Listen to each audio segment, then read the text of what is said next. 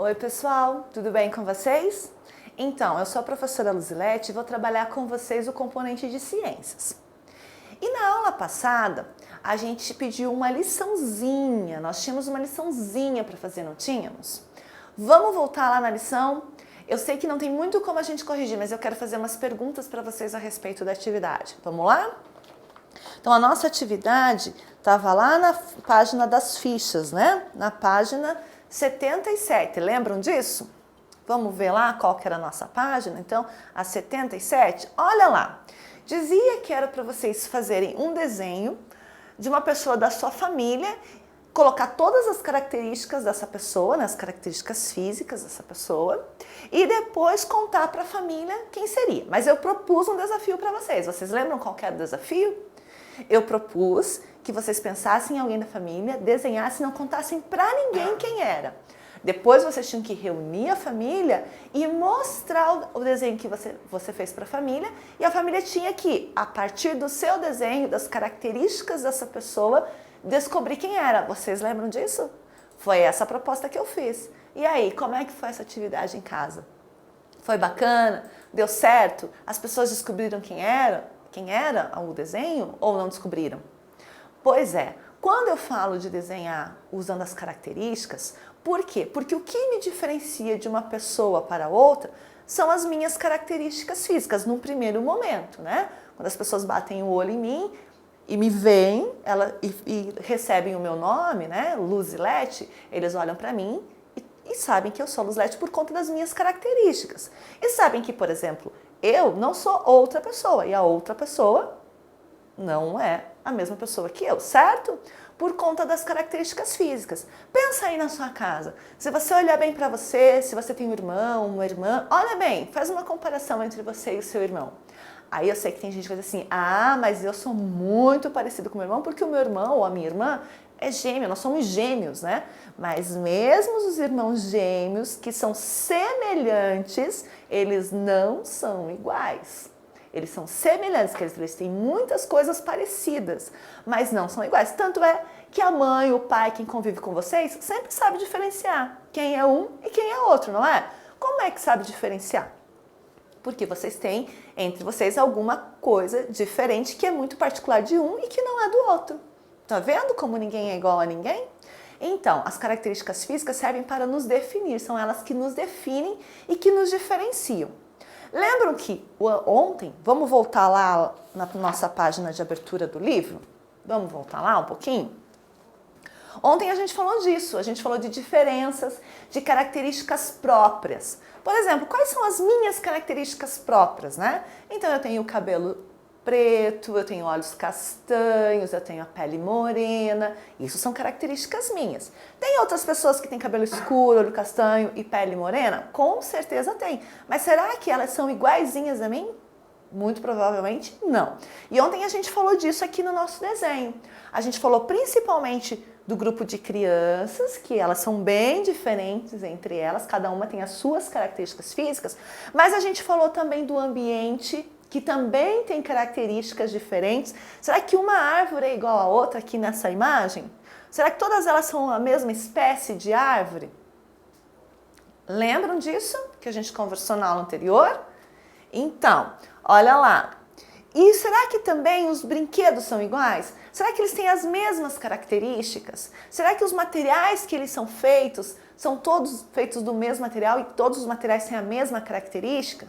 Não, então, característica física define as coisas, define as pessoas e define os objetos.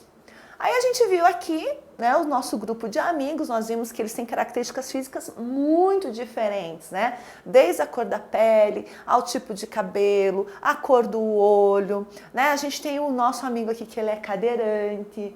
Então, é uma característica dele, que não é a característica dos outros, né? Essa nossa amiga aqui, ó, tem cabelo curto, cabelo castanho. É a característica dela, mas não é a característica dos outros. Falamos dos brinquedos menores aqui, né? Que todos eles pertencem ao grupo dos brinquedos, mas tem características diferentes, tem funções diferentes. Não é assim? Então, vamos continuar falando de diferença hoje. De diferenças, claro, e daquilo que é muito próprio de cada indivíduo ou de cada elemento. Vamos pensar aqui nos brinquedos e nos donos dos brinquedos. Nós já vimos que os brinquedos são feitos de materiais diferentes, não são? Olha lá, eu tenho patinho de borracha, eu tenho ursinho de pelúcia, eu tenho a bicicleta que é feita de alumínio, não tem? Então, eles têm materiais diferentes e esses materiais caracterizam cada um deles. As pessoas também são diferentes, mas agora eu vou fazer uma pergunta. Por que será que pessoas e objetos não estão no mesmo grupo? Como assim, professora? Eu não entendi. Vou explicar de novo.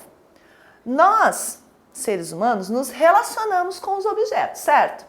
Eu brinco com a bicicleta, eu brinco com o urso, eu brinco com o pato, eu me balanço lá na balança, escorrego no escorregador, não é isso? Sim ou não? Sim, eu me relaciono com esses objetos, quer dizer, então eles estão no meu dia a dia, eles estão no meu entorno, mas nós não pertencemos ao mesmo grupo. Por quê? Porque nós somos seres humanos e temos características próprias, por exemplo, a gente nasce, a gente cresce, a gente se reproduz, a gente envelhece e a gente morre. Essas são algumas características que pertencem a um determinado grupo. No grupo, por exemplo, em que nós estamos, que somos o grupo dos seres humanos. Mas existe um grupo ainda maior que engloba outros elementos que também têm essas 5 características e que fazem parte do grupo dos seres vivos. Então, nós, seres humanos, estamos num grupo maior, que é o grupo dos seres vivos. Agora, vamos pensar nos nossos brinquedos. Será que os nossos brinquedos nascem? Será que a bicicleta ali dá filhote? Acho que não, né? Acho que não nasce filhote da bicicleta, né? Essa bicicleta, ela cresce? Não, né? Tanto é que quando a gente vai crescendo, a gente tem que ir fazendo o que com a bicicleta da gente? A gente tem que ir trocando de bicicleta, não é isso? Porque eu, por exemplo, não ia conseguir andar nessa bicicleta. Essa bicicleta não é para o meu tamanho, não é isso? Essa bicicleta, ela envelhece? Na verdade, ela não envelhece. Ela vai se deteriorar com o tempo. Mas envelhecer no processo que nós envelhecemos?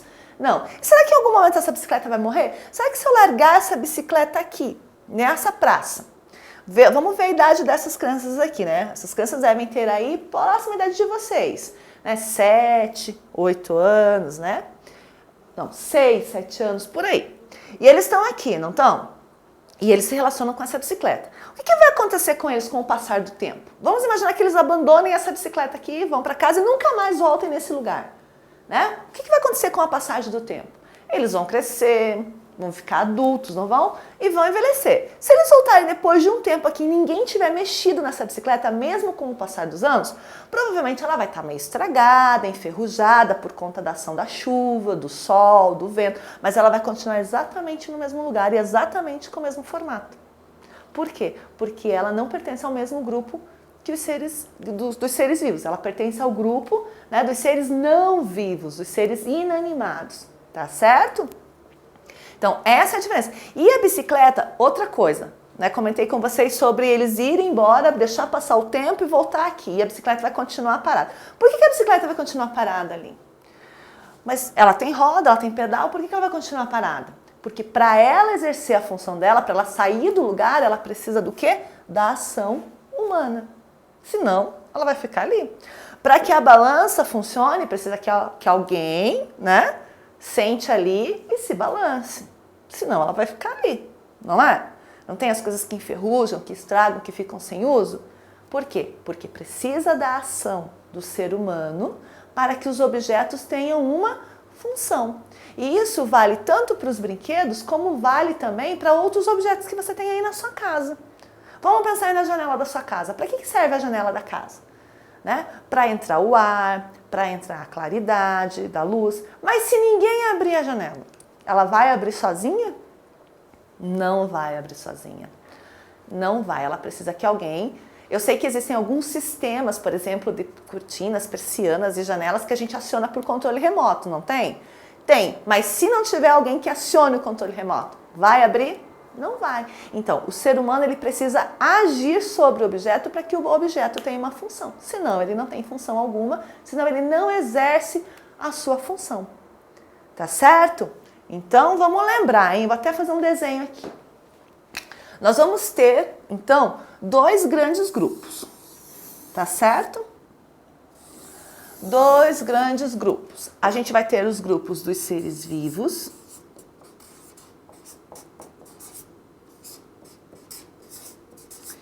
e dos seres, não vivos. Ah, então são seres mortos? Não, é outra, morto é outra coisa, né? Nós, seres humanos, em algum momento nosso corpo morre, não é isso? Nós, mas seres não vivos não são seres mortos, não tem nada a ver, tá certo? Seres não vivos são seres inanimados, são seres que existem e vão continuar existindo independente do tempo que passa. E eles não têm ação, eles não têm movimento, eles não nascem, não crescem, não se reproduzem, não envelhecem e não morrem, tá certo? Então, dentro dos seres vivos, nós vamos ter quem? Os seres humanos, vamos ter os animais, vamos ter as plantas,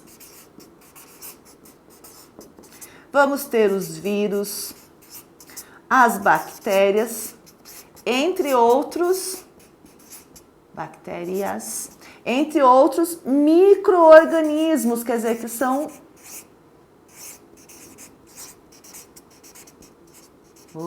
saiu do meu.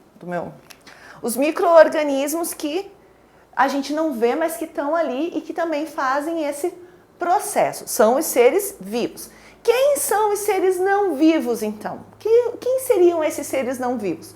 Os objetos são seres não vivos. Os elementos da natureza são seres não vivos.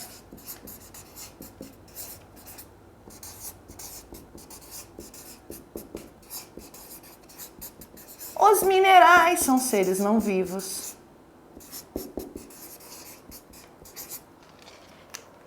São seres não vivos, entre outros. Entenderam? Então, nós temos basicamente esses dois grupos, que a gente vai continuar falando em outras aulas, tá certo? Mas para eu saber se vocês realmente se saíram bem nessa aula, se compreenderam esse conceito de diferença, de semelhança, o que é particular de um grupo, o que não é particular do outro, saber se vocês entenderam que as nossas características físicas são as que nos definem, as que nos diferenciam de outras pessoas e de outras coisas, por exemplo, nós vamos fazer para casa a atividade que está lá na página 122, que é o Conversa Vem. Né? Vamos lá? Deixa eu ver se meu quadro mágico vai aqui. Foi, olha lá. Então, olhem aqui, lá na Conversa Vem a gente falou um pouquinho, Conversa Vai a gente falou um pouquinho sobre essas diferenças.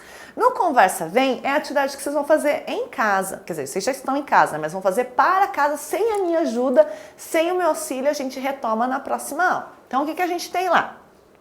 Os brinquedos são diferentes, não é mesmo? A gente viu que os brinquedos são diferentes, os brinquedos não são todos iguais.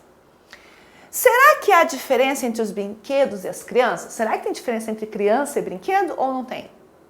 Ah, tem que pensar. Vamos pensar no que a professora conversou com vocês hoje. A seguir, desenhe uma criança fazendo algo que um brinquedo não faz. O que uma criança pode fazer que um brinquedo não faz? Então é isso que vocês vão fazer. Vocês vão primeiro pensar sobre essas diferenças que existem entre pessoas e brinquedos. Vão pensar as diferenças que existem entre os brinquedos e vão desenhar uma criança fazendo algo que um brinquedo não faz. Tá certo? Tenho certeza que vocês vão se sair bem nessa atividade, porque conversamos bastante sobre isso nesta aula. Tá ok? Espero vocês então na nossa próxima aula. Um abraço e até lá. Tchau, tchau.